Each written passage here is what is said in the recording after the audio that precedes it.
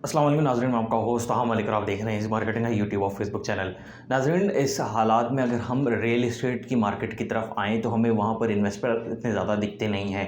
लोगों की इन्वेस्टमेंट आना बंद हो चुकी है। दूसरी जानिब अगर हम ओवरसीज़ पाकिस्तानी की बात करें तो ओवरसीज़ पाकिस्तानी जो है वो गैर एतमाद जो है उनका ये नज़र आता है, मुश्किलात का शिकार हैं। वो ये सोचते हुए नज़र आ रहे हैं कि अगर पाकिस्तान में इन्वेस्टमेंट करी जाए तो उसके नताइज क्या मिलेंगे और अगर ना की जाए तो उसके नताइज क्या मिलेंगे। आज की इस वीडियो में आपको थोड़ी सी गाइडेंस दूंगा कि इस गिरती हुई मार्केट में हम क्या कर सकते हैं और फ़िलहाल डीएचए सिटी कराची की मार्केट क्या चल रही है, यानी कि मार्केट अपडेट क्या है। फ़िलहाल अगर हम बात करें रियल एस्टेट मार्केट के हवाले से तो रियल एस्टेट की जो मार्केट है वो पाकिस्तान में इस वक्त दबाव का शिकार है। हम ये कह सकते हैं कि रियल एस्टेट की मार्केट इस वक्त सस्टेन कर रही है एक जगह के ऊपर।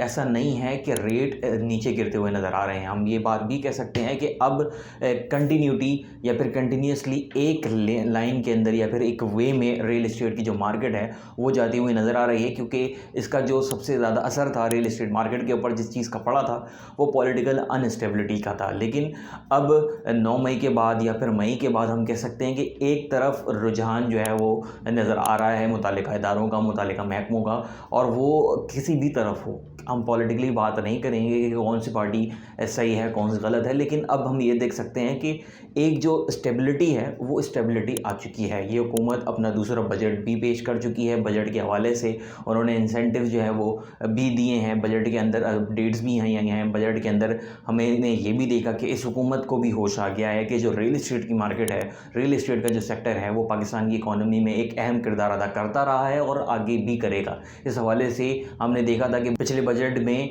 इन्वेस्टमेंट को डाइवर्ट करने की डिफरेंट सेक्टर्स में बात करी जा रही थी। ये कहा जा रहा था कि बहुत सारा जो पैसा है मुल्क का वो रियल एस्टेट के सेक्टर के अंदर रुक जाता है। लेकिन अब इस हुकूमत को ये बात समझ आ गई है, मुतालिका महकमों को ये बात समझ आ गई है कि रियल एस्टेट का जो सेक्टर है वो काफ़ी ज़्यादा अहम किरदार अदा करता रहा है और उसके ऊपर लोगों का ट्रस्ट है। ये जो ट्रस्ट है ये सबसे ज़्यादा अहम है रियल एस्टेट के लिए, और आज भी ये ट्रस्ट अपनी जगह है। और इस हवाले से बताऊँगा कि रियल एस्टेट में अब जो है वो बेहतरी हम कह सकते हैं नज़र आ रही है। पिछले दिनों, पिछले माजी के अंदर अगर जहाँ मार्केट डी वैल्यू होती हुई नज़र आ रही थी, डी वैल्यू का वर्ड कहा जाए, या फिर मार्केट नीचे आती हुई नज़र आ रही थी, अब वो मार्केट जहाँ पर भी थी वहाँ पर रुक गई है। मार्केट मज़ीद नीचे नहीं जा रही, और ये जो वक्त है ये उस इन्वेस्टर के लिए बेहतरीन वक्त है जो मौके की तलाश में रहता है। और मौके की तलाश से, मौके की मवाज़नत से ये बात कहना बेहतर होगा कि आज इन्वेस्टमेंट करना आपके लिए कल साबित होगा, क्योंकि अभी ये साल इलेक्शन का साल है और इस साल इलेक्शन के बाद हम देखेंगे कि मार्केट किस तरीके से ऊपर जाएगी।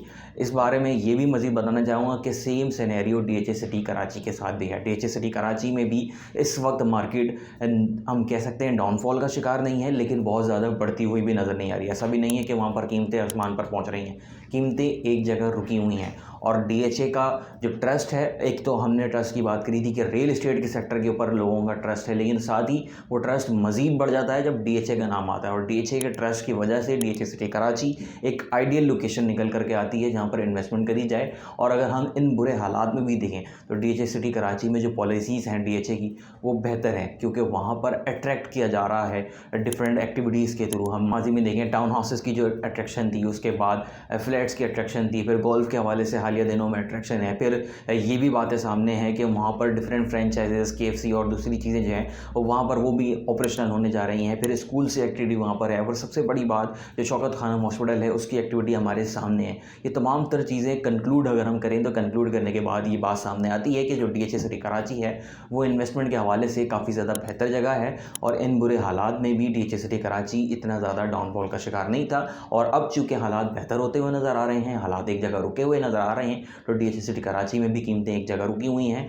और इन कीमतों में, इन कम कीमतों में अगर आज हम इन्वेस्टमेंट कर लेते हैं तो यानी कि अगले साल हम कह सकते हैं 2023 का अब मिड हो चुका है और 2023 के एंड तक इलेक्शन का जो सिलसिला है वो तमाम तर सिलसिला ख़त्म हो चुका होगा, दिसंबर तक, नवंबर तक। तो और इसके बाद हम देखेंगे जो नई राह है वो गामज़न होगी, नई उड़ान, हमारी जो इन्वेस्टमेंट है वो उड़ती हुई नज़र आएगी। और ये तमाम तर सिलसिला आज मैं आपको कह रहा हूँ, आज से 6 महीने के बाद आप देख सकते हैं कि मेरी जो बातें हैं वो भी सच साबित होंगी। और मैं ही नहीं कह रहा, हमारे जो माहिरीन हैं वो भी यही कह रहे हैं, क्योंकि इस हुकूमत को जो होश आया है रियल एस्टेट के हवाले हवाले से, रियल एस्टेट की इन्वेस्टमेंट के हवाले से, और यहाँ पर जो इन्होंने अट्रैक्शन लाने के लिए इस बजट के अंदर इक़दाम किए हैं वो काबिल तारीफ़ हैं। और इस पर तारीफ़ करते हुए ये भी कहूँगा कि देरी सही लेकिन बेहतरी ज़रूरी थी, और ये बेहतरी अब आ चुकी है। इस मौके से हमें फ़ायदा उठाना चाहिए और आगे इन्वेस्टमेंट को अपनी बेहतर बनाने के लिए इक़दाम करने चाहिए। आज इक़दाम करेंगे तो कल हमें उसका फल भी मिलेगा। आज के लिए इतना ही। अपने दोस्त को दीजिएगा इजाज़त। अल्लाह हाफ़िज़।